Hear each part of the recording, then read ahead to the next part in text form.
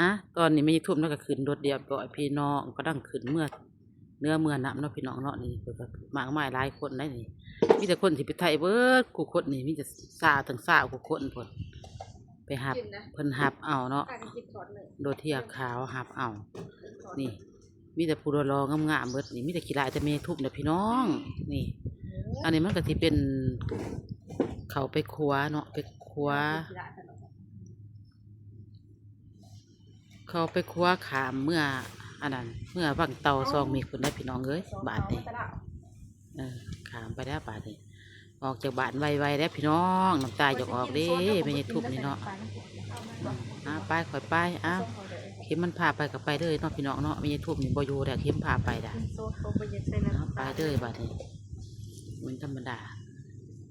คว้ากับไก่บ่เป็นหน่อยได้นี่คว้าน้ำคลองนี่เนาะไปก็ไปแล้วก็ฟังนั่นแหละเนาะไปปฏิภาไปลงเฮียกลงบานเฮียขาวก่อนเนาะลงบานเฮียขาวเดี๋ยวปฏิมาถ่ายหูถ่ายหางเห็ดบัตรเอาบัตรสมนุขั่วเรียบร้อยเดี๋ยวเพิ่นก็สิเอาไปเห็ดบัตรขาพวกคนใดที่บ่มีบัตรเนาะมีแมนแดดนี่ก็นั่งสิหอดด่านหน้าด่านของฝั่งลาวเนาะพี่น้องหน้าด่านของฝั่งลาวนี่ขึ้นไปทั้งถึงทั้งเหนือเพิ่นเลยจ้าเลยเปิดอยู่มาหัวจมูกนึงบ่มาหัวจมูกนั่นก็มุ่งไปมันก็มาก็มุ่งไปนั่นแม่นแน่ดินั่นก็เขาเราไปขายเดี๋ยวขายกับหวานแล้วว่าก่อนหอดฟังเด้อใจเย็นสิหอดเด้อใจเย็นเดี๋ยวหาดูหาล้างหัวเห็นเนาะตายได้กูกันนี่บ้านเขาก็ปลูกหมกแตงของหมูกันเด้ออย่าสิว่าแต่บ้านเขาเด้อนะมาทางนี้คือว่าฝนตกอยู่ก็ว่าเขียวสูงเด้ออยู่บ้านไม่ทุ่มคือแห้งคือเหี่ยวแต่พี่น้องนี่แล้วนี่คือว่ามีคงไหมพวกตอกซุ่มเย็นดีหญ้าอยู่หญ้าเขียวที่เพียวแดนงัวควายได้กินเด้ออยู่เนาะบ้านไม่ทุ่มคือแห้งแต่ซะไปจะไปเดี๋ยวก็หอดดอกใจเย็นเดี๋ยวก็หอดบ้านเพิ่นเนาะ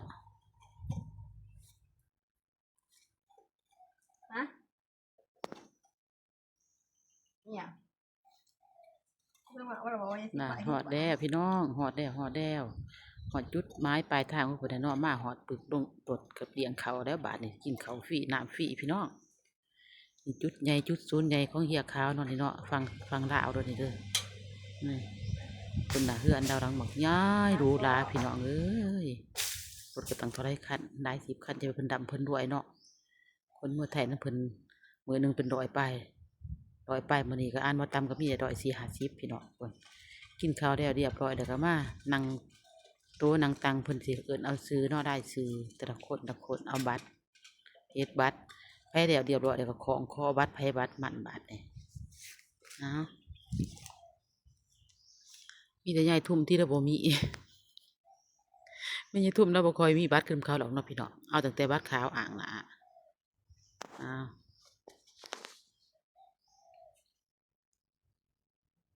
จะเราเพิ่นกันตอนนี้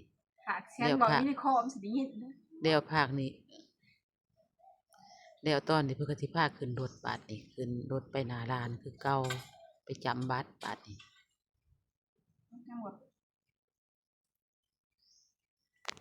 นะมีลูกหน่อยอ้อยหักไปนำลูกหน่อยนี่ก็คนหนึ่ง2,000เนี่ยไปบัสนี่ขึ้นรถเท่าไปทั้งคนแดะทั้งฟังลาวอะไรบัสนี่ขึ้นไปจำตัวมอลาวก่อนยังสิหอดฟังไทยนี่รวมหอดหน้าร้านลาวเนาะ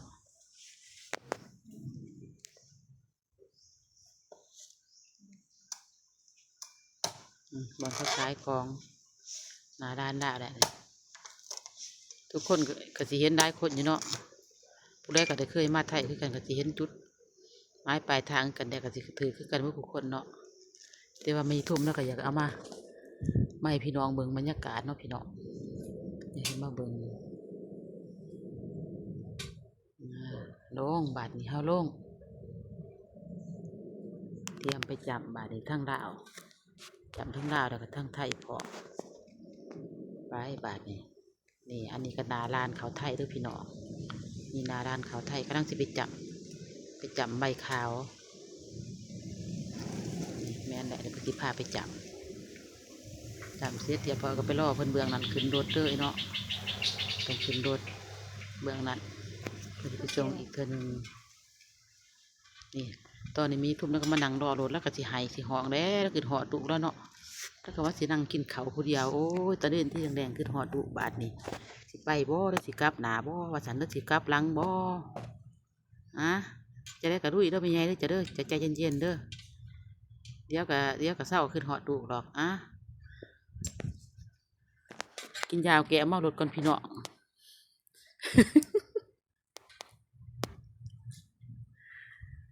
ใส่เข้าไปอีกเจ้าเส้นเบิดกวดเนินด้วยใส่ละมันอ้าวเป็นสั่งเป็นนางสั่งเขาวกินได้บัดนี้ ค่ะเสียงโทรศัพท์ อืมไปลุย